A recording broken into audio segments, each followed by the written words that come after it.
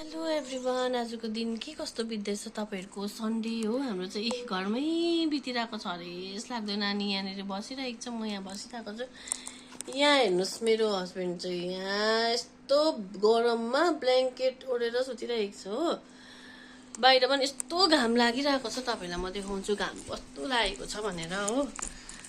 हामी बजारबाट आएको हैन अघि, अन्त जाउँ न कतै घुम्नु डुल्नु जाउँ न भनेको। कस्तो सुतिरहेको छ गरममा हो, घाम पनि लडिरहेको छ।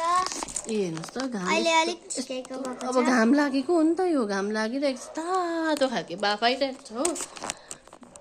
ब्ल्याङ्केट ओढेर ब्ल्याङ्केट ओढेर भुस निकालिरहेको छ हो। फ्यान लगाएर चाहिँ कसले ब्ल्याङ्केट ओढ्नुहुन्छ लु भन्नुहोस्। फ्यान लगाएर ब्ल्याङ्केट ओढेर सुत्ने चाहिँ को हुन्छ? हामी पनि त्यसरी नै सुत्छौँ। राति चाहिँ अब दिउँसो चाहिँ तर यस्तो सकिँदैन हो।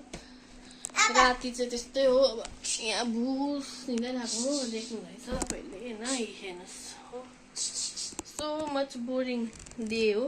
सन्डे अरे, सन्डे इज फन डे भन्छ, तर हाम्रो चाहिँ टु मच बोरिङ डे भइरहेको छ। तपाईँहरूको कस्तो बित्दैछ Sunday? Okay bye bye bye bye भन्नु बापाले बाई बाई बाई बाई।